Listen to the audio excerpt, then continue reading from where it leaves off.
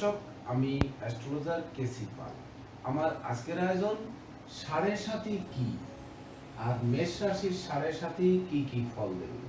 দেখুন, এই সাড়ে সাতি নিয়ে কিন্তু নানান জনের নানান মত।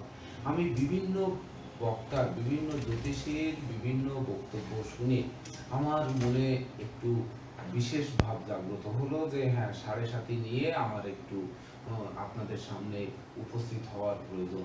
তাছাড়া অনেকেই আপনারা কমেন্ট করেছেন যে সাড়ে সাতি কোন রাশি কোন লগ্নের জন্য কেমন ফল দেবে। সেই কমেন্ট দেখেও কিন্তু আমি উৎসাহিত হই, যার ফলে আজকের আয়োজন যে সাড়ে সাতি কি এবং মেষ রাশি বা মেষ লগ্নের সাড়ে সাতি কি কি ফল দেবে। দেখুন, সচরাচর আমরা দেখি যে সাড়ে সাতি মানেই যেন মহা বিপর্যয়, যে সাড়ে সাতি যেন জীবনে একেবারে যেন ধ্বংস করে দেবে। কিন্তু আমি বলবো সাড়ে সাতি কিছু কিছু সময় কিন্তু মানুষের জীবনে সুফল বয়ে আনবে। তাছাড়া সাড়ে সাতি যে 7.5 বছর, আচ্ছা, সাড়ে সাতি শনি মহারাজ যখন রাশির আগের ঘরে অর্থাৎ মেষ রাশি মেষ লগ্নের যখন মিনে অবস্থান করবে বা মিনে গমন করবে, গমন করে 2.5 বছর অবস্থান করবে, তৎপরবর্তী যে 2.5 বছর মেষ রাশিতে অবস্থান করবে এবং তারপরে পরবর্তী যে 2.5 বছর বৃষ রাশিতে পরিভ্রমণ করবে। এই 3 রাশির 2.5 বছর করে 7.5 বছর হচ্ছে শনির সাড়ে সাতি। তো এই 7.5 বছরকে আমরা 3 ভাগে ভাগ করব, যে কোন ভাগ কোন কোন দিক থেকে শুভ বা অশুভ ফল বয়ে আনতে পারে। শুধুমাত্র সকল রাশির জন্য সাড়ে সাতি যে বিপর্যয় করা হবে, বা সকল রাশির জন্য সাড়ে সাতিতে তার বাবা মা মারা যাবে, বা সাড়ে সাতিতে লোকসান গুনতে হবে, বা সাড়ে সাতিতে কর্ম হারাতে হবে, সাড়ে সাতিতে দাম্পত্য জীবনে বিচ্ছেদ ঘটবে, এমনটি কিন্তু নয়। বা সাড়ে সাতির জন্য কোন রাশি কোন লগ্নের জাতক জাতিকারা এই সাড়ে সাতির প্রভাবের জন্য আপনারা কোন প্রতিকার ধারণ করবেন, তার সকল কিছুই জানতে সক্ষম হবে। আমি আশা করব যে আমার প্রাণ প্রিয় দর্শকবৃন্দ, সেই সঙ্গে যারা জ্যোতিষ শিক্ষার্থী, জ্যোতিষশাস্ত্র গবেষণা করছেন এবং করবেন বলে ভাবছেন, সকলেরই পরিপূর্ণ আশা পূরণে সহায়ক হবে, এটা আমার বিশ্বাস। তাই তো আপনারা ভিডিওটি সম্পূর্ণরূপে মনোযোগ সহকারে দেখার চেষ্টা করুন এবং অনুধাবন করার চেষ্টা করুন। সেই সঙ্গে পরবর্তীতে আপনারা কি ধরনের ভিডিও দেখতে চান তা কমেন্ট বক্সে জানান। আপনাদের একটি কমেন্ট আমাকে নিত্য নতুন ভিডিও তৈরির উৎসাহ যোগাবে। তো দর্শকবৃন্দ, আমাদের আজকের আলোচনা সাড়ে সাতি কি, আর সাড়ে সাতি মেষ রাশি মেষ লগ্নের সাড়ে সাতি কি কি করতে পারে। দেখুন, মেষ রাশি আর মেষ লগ্ন যদি আপনাদের হয়ে থাকে, অর্থাৎ আপনারা মেষ রাশির লোক, তো মেষ রাশির লোকের সাড়ে সাতি যখন শনি মীন রাশিতে গমন করবে গোচরে, এবং যখন মেষ রাশিতে গমন করবে আর যখন বৃষ রাশিতে গমন করবে, এই তিনটে রাশিতে যে 7.5 বছর পদার্পণ করবে বা পরিভ্রমণ করবে, এই 7.5 বছর আপনার সাড়ে সাতি থাকবে। তো মেষ রাশি মেষ লগ্নের শনি কিন্তু দশম এবং একাদশপতি। দশম এবং একাদশপতি অর্থাৎ কর্মপতি এবং আয়পতি শনি মহারাজ মেষ রাশি মেষ লগ্নের জাতক জাতিকাদের দ্বাদশে পদার্পণ করবে বৃহস্পতির গৃহে। আর এই বৃহস্পতিটা হচ্ছে আপনার রাশির এবং লগ্নের ভাগ্যপতি ও দ্বাদশপতি।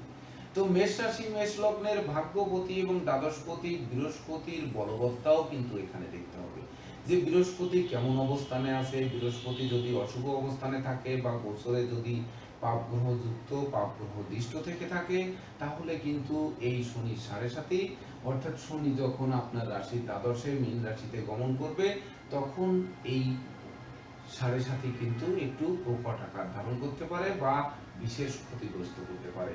তো কোন কোন দিকে ক্ষতিগ্রস্ত করতে পারে? ধরুন, ভাগ্যপতি এবং দ্বাদশপতি বৃহস্পতি যদি অশুভ অবস্থানে থাকে আপনার জন্ম প্ল্যানেটে বা গোচরে, ধরুন ষষ্ঠ অষ্টম দ্বাদশে আছে, হয়তো রাহুযুক্ত বা শুক্রযুক্ত, এমনকি রাহুদৃষ্ট বা শুক্রদৃষ্ট, এমনটি যদি থেকে থাকে, বা এক কথায় পাপ গ্রহ যুক্ত বা পাপ গ্রহ দৃষ্ট যদি থেকে থাকে, তখন কিন্তু এই শনির দ্বাদশে গমনকালে আপনার ভাগ্যের অবনতি ঘটাতে পারে।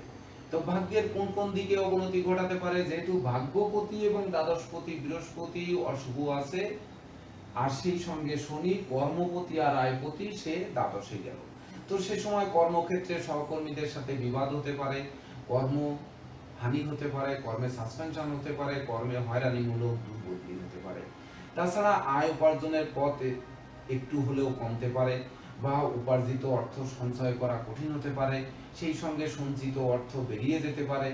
তাছাড়া পরিবারের কোনো বয়স্ক লোকের শরীর স্বাস্থ্য খারাপ করে দিতে পারে, এমনকি চিকিৎসা সংক্রান্ত ব্যয় বাড়িয়ে দিতে পারে। তাছাড়া দ্বাদশে, মেষ রাশির দ্বাদশে, যেহেতু দ্বাদশ ঘরটি হচ্ছে বৃহস্পতির লিঙ্গ, পরিবারের কোনো বয়স্ক লোকের শরীর স্বাস্থ্য খারাপ হয়ে পড়ায় তাকে নিয়ে হাসপাতালে ছোটাছুটি করতে হতে পারে, বা তার জীবন সংশয় ঘটতে পারে, বা জীবন হানিজনিত শোক দুঃখের অশ্রু জল ঝরাতে পারে। তো এই বৃহস্পতি কিন্তু ভাগ্যপতি এবং দ্বাদশপতি। তো এই বৃহস্পতি আগে ভাগ্যপতি। তো ভাগ্যপতি ধরুন বৃহস্পতি জন্মকালীন আপনার প্ল্যানেটে ভাগ্য স্থানে বসে আছে, বা ধরুন তুঙ্গস্থ হয়ে চতুর্থে বসে আছে। এক্ষেত্রে গোচরে বৃহস্পতি ধরুন শুভ অবস্থানে, ভাগ্য স্থানে, বা হয়তো চতুর্থ স্থানে অবস্থান করছে, সেই সময় আপনার সাড়ে সাথী শুরু হলো। তাহলে এই বৃহস্পতি কিন্তু আপনার এই সাড়ে সাথীর প্রাদুর্ভাব অনেকাংশে কমিয়ে দেবে, অর্থাৎ কমিয়ে দিয়ে আপনার যে ক্ষতিগ্রস্ত হওয়ার কথা সেই ক্ষতিগ্রস্তের মাত্রা অনেকাংশে কমাবে। মনে রাখবেন, একমাত্র দেবগুরু বৃহস্পতি কিন্তু পারবে আপনার সাড়ে সাথীর কুপ্রভাব থেকে বাঁচাতে, কারণ আপনার রাশির ভাগ্যপতি এবং দ্বাদশপতি কিন্তু বৃহস্পতি।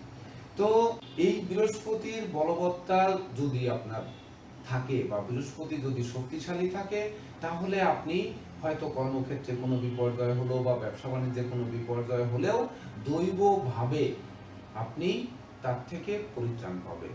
আরেকটি জিনিস ঘটতে পারে যে, যেহেতু দ্বাদশে, আপনার রাশির দ্বাদশে শনি মহারাজ যাবে, তো সেই ক্ষেত্রে বাড়ির ইলেকট্রনিক সামগ্রী, বৈদ্যুতিক মিটার, জলের কল, আসবাবপত্র প্রভৃতি মেরামতে বা যানবাহন মেরামতে নাজেহাল হতে পারে, এমনকি বদল করতে হতে পারে।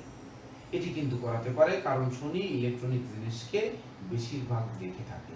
সুপ্রিয় দর্শক, তাছাড়া শনি যখন মেষ রাশিতে পদার্পণ করবে, আপনার রাশি এবং লগ্নে যখন পদার্পণ করবে, তখন কিন্তু সে কর্মপতি এবং একাদশপতি আপনার রাশিতে এসে নিচস্থ হচ্ছেন।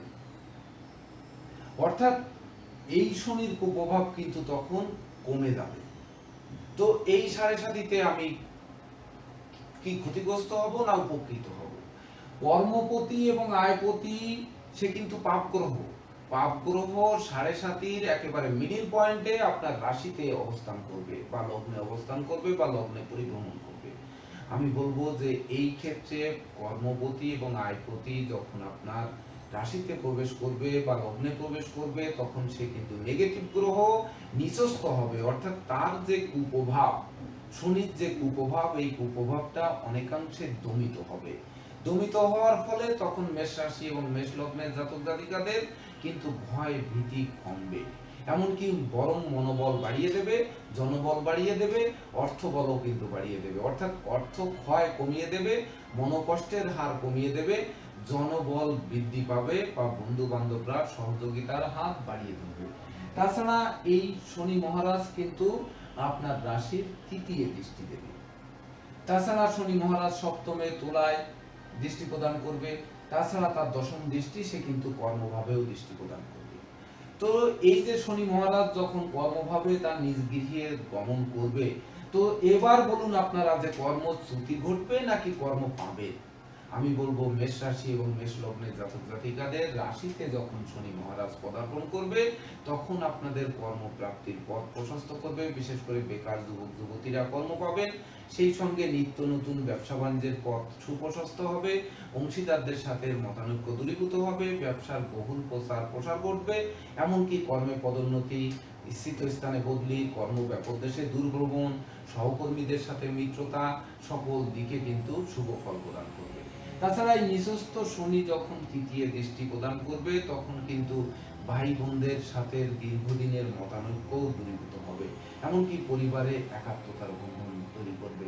তাছাড়া শনি যখন সপ্তমে দৃষ্টি প্রদান করবে, সপ্তম গৃহ কিন্তু তার তুঙ্গ গৃহ। এই ধনপতি আর সপ্তমপতি শুক্রের বলবত্তার উপর নির্ভর করে তার জীবনে দাম্পত্য জীবন কতটা সুখে থাকবে, বা জীবন সাথী জীবন সঙ্গীর শরীর স্বাস্থ্য কতটা ভালো থাকবে, তা কিন্তু নির্দেশ করবে এই। তাছাড়া এই কর্মভাবে দৃষ্টি প্রদান করায় কর্ম, অর্থ, মোক্ষ, সুনাম, যশ, প্রতিষ্ঠার জোয়ারে ভাসাবে মেষ রাশি এবং মেষ লগ্নের জাতক জাতিকাদের। একটু এবার ফিরে দেখি, আবার যাই আমরা মীন রাশিতে। তো শনি যখন মীন রাশিতে গমন করেছিল তখন কিন্তু সে তৃতীয় দৃষ্টি দিয়েছে অর্থাৎ ধনভাবে, এবং তার সপ্তম দৃষ্টি দিয়েছে ষষ্ঠভাবে, আর তার দশম দৃষ্টি দিয়েছে আপনার ভাগ্যভাবে। তো এই যে ধনভাবে, ষষ্ঠভাবে এবং আপনার ভাগ্যভাবে যে শনি দৃষ্টি দিল, এক্ষেত্রে বলা যেতে পারে যে মেষ রাশি এবং মেষ লগ্নের জাতক জাতিকাদের ভাগ্য কিন্তু নিষ্প্রভ হতে পারে বা ভাগ্যের বিপর্যয় ঘটাতে পারে যদি বৃহস্পতি শুভ অবস্থানে না থেকে থাকে। তাছাড়া ধনভাবে দৃষ্টি প্রদান করে ধন ক্ষয় করাতে পারে, ধন বিনিয়োগ করে বিশেষ করে সেই বিনিয়োগকৃত অর্থ মার যেতে পারে, লটারি, জুয়া, রেস, শেয়ার, হাউজিং প্রভৃতিতে বিনিয়োগ ঘাতক প্রমাণিত হতে পারে। এমনকি না বুঝে কোনো চুক্তি সম্পাদন বা বিনিয়োগ করলেন, চেক স্ট্যাম্পে স্বাক্ষর করলেন, সেটি কিন্তু ঘাতক প্রমাণিত হতে পারে। তাছাড়া যখন ষষ্ঠভাবে দৃষ্টি প্রদান করবে তখন নিজের শরীর স্বাস্থ্যও কিন্তু খারাপ করে দিতে পারে। বিশেষ করে শনি মহারাজ ক্রনিক ব্যাধি পীড়ায় আক্রান্ত করতে পারে, এমনকি পুরাতন ব্যাধি পীড়ার প্রকোপ বাড়িয়ে দিতে পারে, বা ধরুন আপনার সিজনাল রোগ ব্যাধির প্রকোপ বাড়িয়ে দিতে পারে, সেই সঙ্গে নার্ভের রোগ বা শিরার রোগ, এমনকি মস্তিষ্কের পীড়া, এই কোমরে ব্যথা, মাজা কোমরে ব্যথা, এমনকি মস্তিষ্কের কোনো গোলযোগেও কিন্তু ভোগাতে পারে, কারণ সে বৃহস্পতির গৃহে গমন করেছে। তো সুপ্রিয় দর্শক, আপনারা বুঝতেই পারছেন যে শনি কর্মপতি এবং আয়পতি, সে যখন আপনার রাশিতে নিচস্থ হচ্ছে তখন কিন্তু তার দৃষ্টি কর্মভাবে তার দশম দৃষ্টি পড়ছে। তো এই দশম দৃষ্টিতে কর্ম, অর্থ, মোক্ষ, সুনাম, যশ, প্রতিষ্ঠার গ্রাম চাঙ্গা করবে, দাম্পত্য সুখ শান্তি প্রতিষ্ঠা বজায় রাখবে, কারণ এই গৃহটি শনির কিন্তু তুঙ্গ গৃহ, সেখানে তার সপ্তম দৃষ্টি থাকবে। আর দশমে তার কর্মভাবে নিজ গৃহে সে আবার দৃষ্টি প্রদান করে কর্মপ্রাপ্তির পথ সুগম করবে। সুপ্রিয় দর্শক, এবার হচ্ছে শনি যখন বৃষ রাশিতে গমন করবে। তো বৃষ রাশিতে যখন গমন করবে তখন কিন্তু আপনার রাশি লগ্নের ধনভাবে গমন করবে। তো ধনভাবে যখন গমন করবে, সে কর্মপতি আর আয়পতি, ধনভাবে যখন গমন করবে তখন আপনার ধন দেবে, কর্ম দেবে না ধন হরণ করবে। দেখুন, যখন সে ধনভাবে গমন করবে তখন কিন্তু সে আপনার চতুর্থে দৃষ্টি প্রদান করবে, সে কিন্তু আপনার অষ্টমে দৃষ্টি প্রদান করবে এবং একাদশে তার দশম দৃষ্টি পড়বে। তো যখন সে চতুর্থে দৃষ্টি দিবে তখন বন্ধু বান্ধব আত্মীয় পরিজন দ্বারা ধন সম্পদ ক্ষয় করাতে পারে। বিশেষ করে বন্ধু বান্ধব আত্মীয় পরিজনেরা শত্রুদের সাথে হাত মিলিয়ে আপনার গোপন প্রেম, যেহেতু শুক্রের ঘরে অবস্থান করছে, প্রেমের দেবতা শুক্রাচার্য, গোপন প্রেম বা অনুচিত কাজবাজ বা 2 নম্বরী কাজবাজ ফাঁস করে দিতে পারে, সংসার সমাজে ইমেজ নষ্ট করতে পারে, আপনার ক্ষতি সাধন করার চেষ্টা করতে পারে, আপনার সংসারে অশান্তির অনল জেলে দেওয়ার চেষ্টা করতে পারে, ক্ষেতের ফসল নষ্ট করতে পারে, পুকুরের মাছ ধ্বংস করতে পারে, অর্থাৎ বন্ধুরা শত্রুতা করতে পারে, প্রেম বন্ধুত্বে ফাটল ধরতে পারে, দাম্পত্য জীবনও কিন্তু অশান্তিতে ঘিরে ধরতে পারে। তাছাড়া এই শনি মহারাজ তখন ধনভাবে গিয়ে সে কিন্তু অষ্টমে তার সপ্তম দৃষ্টি পড়বে আপনার রাশির অষ্টমে, যেটি নিধন স্থান। এখান থেকে কিন্তু আমাদের ধন হরণ হতে পারে। বিশেষ করে লটারি, ফাটকা, জোয়া, রেস, শেয়ার, হাউজিং প্রভৃতিতে বিনিয়োগ করে ক্ষতিগ্রস্ত হতে পারি, ঘুষ ঘুষ গ্রহণ করতে গিয়ে, নেশা জাতীয় দ্রব্য সেবনের ব্যবসা বাণিজ্য করতে গিয়ে বা ক্রয় বিক্রয় করতে গিয়ে, এমনকি অস্ত্র শস্ত্রের অপব্যবহার করে কোনো বিপদে পড়তে পারি, সেই সঙ্গে মানে কোনো দুর্ঘটনা, রক্তপাত, অস্থিভঙ্গ ঘটতে পারে, এমনকি অস্ত্রোপচার ঘটাতে পারে, যেহেতু এটি মঙ্গলের গৃহ। তো রক্ত সংক্রান্ত ব্যাধি পীড়ায় ভুগতে হতে পারে, কাটা ছেঁড়া অপারেশন এগুলো করাতে পারে। তবে আয়ভাবে দৃষ্টি প্রদান করে, ধনভাবে শনি আয়ভাবে দৃষ্টি প্রদান করায় সে কিন্তু আয় উপার্জনের পথ কিন্তু স্তব্ধ করবে না, বরং সে আয় উপার্জন যথার্থই দেবে। কিন্তু সতর্ক থাকতে হবে বন্ধু বান্ধব থেকে, আত্মীয় পরিজন থেকে, শত্রুদের থেকে, দাম্পত্য জীবনের ক্ষেত্রে, শরীর স্বাস্থ্যের ক্ষেত্রে। অর্থ উপার্জন কিন্তু ঠিকই সে আপনাকে দিয়ে যাবে। তো আমার প্রশ্ন হচ্ছে, ঢালাও ভাবে যে শনি 7.5 বছর ধরেই যে আপনাকে কষ্টে ভোগাবে এমনটির কোনো কথা কিন্তু নেই। এক্ষেত্রে আমাদেরকে লক্ষ্য রাখতে হবে যে শনি 7.5 তারপরেও কিছু না কিছু রেখাপাত করে যাবে, বা কিছু না কিছু কিন্তু মনোকষ্ট, মনোচঞ্চলতা, মনোবিঘ্নতা দিতে পারে। যেহেতু শনি যখন আপনার রাশিতে প্রবেশ করে নিঃস্ত হবে, সে কর্ম এবং আয়পতি আপনার রাশিতে নিঃস্ত হবে, তখন কিছুটা মনোবেদনা, মনোচঞ্চলতা, মনোবিঘ্নতা হতে পারে। বিশেষ করে সে তৃতীয়ভাবে দৃষ্টি প্রদান করে এবং সপ্তমভাবে দৃষ্টি প্রদান করবে, তখন জীবনসাথী জীবন সঙ্গীর শরীর স্বাস্থ্য নিয়ে কিছুটা মনোবেদনার কারণ হতে পারে, বা জীবনসাথী জীবন সঙ্গীরা কর্মপ্রাপ্তির আশায় যে বিনিয়োগ করেছেন সেই বিনিয়োগকৃত অর্থ ডুবে যেতে পারে, বা বিদেশে অবস্থানরত স্বজনদের অপ্রত্যাশিত স্বদেশ প্রত্যাবর্তনে ঋণগ্রস্ত হয়ে পড়তে হতে পারে। তবে আয় উপার্জনের পথ কিন্তু বন্ধ হবে না, বা কর্ম, অর্থ, সুনাম, যশ, খ্যাতি কিন্তু সে বাড়িয়ে দিয়ে যাবে। তো এই যে কোন কোন দিকে ক্ষতি করবে সেই সকল দিকের প্রতিকার কিন্তু ধারণ করতে হবে এই শনির 7.5 কালে। তো অনেকেই আমরা দেখি যে শনির 7.5 আসছে, দ্রুত একটি ইন্দ্রনীলা পরে নাও শনির 7.5 থেকে মুক্তির জন্য। তো মেষ রাশির জাতক জাতিকারা কি করবে? কি ইন্দ্রনীলা পরিধান করবে না কি করবে? দেখুন, প্রথম যে 2.5 বছর এই শনি মহারাজ মীন রাশিতে গমন করছে, তখন কিন্তু এই মেষ রাশি মেষ লগ্নের জাতক জাতিকাদের শনি আর বৃহস্পতি মিলে পীতম্বরী নীলা ধারণ করতে হবে। কারণ একমাত্র বৃহস্পতিই পারবে এই দ্বাদশস্থ শনির অশুভ প্রভাব দূর করতে। কারণ বৃহস্পতি দ্বাদশপতি এবং ভাগ্যপতি। বৃহস্পতি যদি আপনার জন্ম প্ল্যানেটে বা গোচরে পাপযুক্ত, পাপদিষ্ট বা অশুভ স্থানে থাকে বা নিচস্থ হয়ে থাকে, সেক্ষেত্রে বৃহস্পতি এবং শনির মিলিয়ে পীতম্বরী নীলা ধারণ করুন। দেখবেন শনির 7.5 ভয় বা দ্বাদশস্থ শনির যে ক্ষতিকর দিক, এই ক্ষতিকর দিক যেগুলো আমি বললাম, এর থেকে আপনারা পরিত্রাণ পাবেন।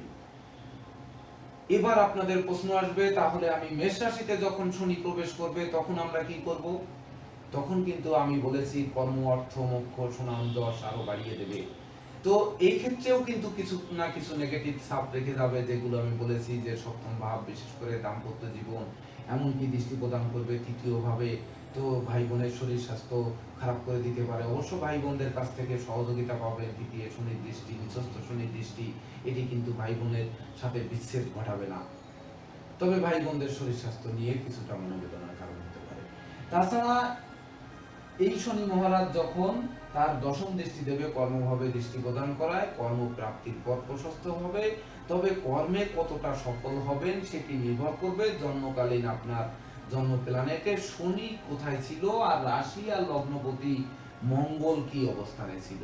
তো মঙ্গল যদি জন্মকালীন শুভ অবস্থানে থেকে থাকে, এমনকি গোচরে শুভ থেকে থাকে, বা গোচরে ষষ্ঠ, অষ্টম, দ্বাদশে না থেকে থাকে, বা রাহু মঙ্গল যুক্ত, রাহু মঙ্গল দৃষ্ট না থেকে থাকে, তাহলে কিন্তু মঙ্গল শুভ ফল প্রদান করবে এবং এই সময় নিচস্থ শনি অশুভত্বের হার অনেকাংশে কমিয়ে দিয়ে শুভ ফলকে আরো বেশি শুভত্বের দিকে নিয়ে যাবে।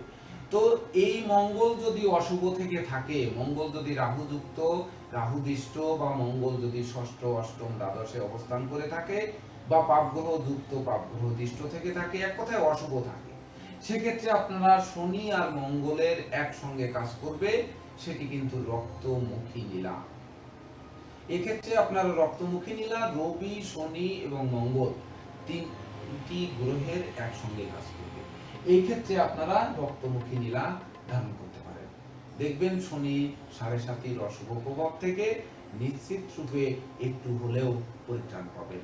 সুপ্রিয় দর্শক, এবার শনি যখন আপনার রাশির বা লগ্নের ধনভাবে যখন প্রবেশ করবে, তখন সে কিন্তু শুক্রের গৃহে প্রবেশ করবে। শুক্র কিন্তু আপনার রাশির ধনপতি এবং সপ্তমপতি। তো ধন সম্পদ যদি আপনার বৃদ্ধি করে বা বৃদ্ধি করাতে হয়, এমনকি দাম্পত্য সুখ শান্তি প্রতিষ্ঠা যদি বজায় রাখতে হয়, এমনকি সে আপনার চতুর্থভাবে দৃষ্টি প্রদান করে, আমি বলছি বন্ধু বান্ধবের মধ্যে ফাটল ধরাতে পারে, প্রেমে ভাঙন ধরতে পারে, এমনকি দাম্পত্য জীবনে অসন্তোষ দানা বাঁধতে পারে, কলহ বিবাদ, উৎকট উদ্ভট ঝামেলা আসতে পারে, সেই সঙ্গে বন্ধুরা শত্রুতায় মেতে উঠতে পারে। আর অষ্টমে দৃষ্টি প্রদান করে সে কিন্তু দুর্ঘটনা, রক্তপাত, অস্ত্রোপচার বা শরীর স্বাস্থ্যের ব্যাপারে বিপর্যয় ঘটাতে পারে। তবে আয় উপার্জনের পথ কিন্তু স্তব্ধ করবে না, কারণ আয় ভাবে সে কিন্তু তার শনি মহারাজের দশম দৃষ্টি, অর্থাৎ আয় ভাবে পড়বে তার নিজ গৃহে, অর্থাৎ আয় উপার্জন যথারীতি করে যাবেন। তার ধনভাবে শনি মহারাজ আয় উপার্জনের নিত্য নতুন সুযোগ এনে হাজির করবে, এমনকি চতুর্দিক থেকে প্রচুর উপার্জন করবে। কিন্তু সেটি ধরে রাখার ক্ষেত্রে এই যে অষ্টমে দৃষ্টি, শত্রু বিরোধী পক্ষ, শরীর স্বাস্থ্য বা চতুর্থের কারণে দাম্পত্য জীবন, বন্ধু বান্ধব, এই সকল দিকের বিপর্যয় দূর করার জন্য এই ক্ষেত্রে আপনারা শ্বেত নীলা ধারণ করবেন। শ্বেত নীলা বা গঙ্গাজলি নীলা, যেটি শুক্র এবং শনির একসঙ্গে কাজ করে। তবেই না কিন্তু মেষ রাশি এবং মেষ লগ্নের জাতক জাতিকারা শনির 7.5 শেষ 2.5 বছর আপনারা এর কুপ্রভাব থেকে পরিত্রাণ পাবেন এবং তরতর করে ভাগ্য উন্নতির দিকে ধাবিত হবেন। যেহেতু আয় উপার্জনের প্রচুর সুযোগ আসবে, প্রচুর ধন সম্পদ জমাতে সক্ষম হবে। কিন্তু দেখতে হবে জন্মকালীন প্ল্যানেটে আপনার বা গোচরে শুক্র কেমন অবস্থানে আছে। তো গোচরে শুক্র কিন্তু দেখা 28 দিন অন্তর সে ঘর পরিবর্তন করবে। কতবার কখন শুভ হবে, 2.5 বছরের মধ্যে কখন অশুভ হবে, এটা দেখা কিন্তু খুবই কঠিন। তো এক্ষেত্রে শুক্র অশুভ প্রভাবটা যাতে না আসে তার জন্য আপনারা শ্বেত নীলা পরিধান করলে শুক্র এবং শনির একসঙ্গে কাজ করবে, যার ফলে শুক্রের অশুভ সময়, একে অপরের শত্রুতা নেই, অশুভ সময়টাকে গাইড করবে, শুভ সময়কে আরো বেশি জাগ্রত করবে। যার ফলে মেষ রাশি এবং মেষ লগ্নের জাতক জাতিকারা শনি মহারাজের যে ধনভাবে পদার্পণ অর্থাৎ 7.5 শেষ 2.5 বছর কিন্তু আপনারা অশুভ ফল প্রশমিত করতে সক্ষম হবেন এবং দুর্বার গতিতে এগিয়ে চলবেন। তো দর্শকবৃন্দ, এভাবেই 12টি রাশির 12টি ভিডিও আপনাদের উপহার দেওয়া হবে। তো সেই অনুযায়ী আপনারা রাশি অনুপাতে 7.5 কোন রাশির জাতক জাতিকাদের কোন কোন দিক থেকে বিপর্যয় টেনে আনতে পারে বা কোন কোন দিক থেকে আপনারা শুভ ফল প্রাপ্ত হবেন তা বুঝতে সক্ষম হবেন, এমনকি কোন প্রতিকারের মাধ্যমে আপনারা এর থেকে পরিত্রাণ পাবেন তা নিয়ে আমরা এর পরবর্তীতেও হাজির হব। তো দর্শকবৃন্দ, এই ছিল আমার আজকের আয়োজন। আপনাদের যদি আমার ভিডিওটি ভালো লাগে, প্রকৃত পক্ষে এই ভিডিও দ্বারা আপনারা উপকৃত হন বা আপনাদের 7.5 জীবনকালে আমার দেওয়া প্রেডিকশন আপনাদের জীবনের সঙ্গে মিল খায়, তাহলে ভিডিওটি শেয়ার করে প্রিয়জনদের দেখার সুযোগ করে দিন। সেই সঙ্গে পরবর্তীতে আপনারা কি ধরনের ভিডিও দেখতে চান তা কমেন্ট বক্সে জানান। আপনাদের একটি কমেন্ট আমাকে নিত্য নতুন ভিডিও তৈরির উৎসাহ যোগাবে। ধন্যবাদ সবাইকে। আপনারা ভালো থাকুন, সুস্থ সুন্দর জীবনযাপন করুন, এই প্রত্যাশা নিয়ে আজকের মতো সমাপ্ত করছি। শুভ নমস্কার।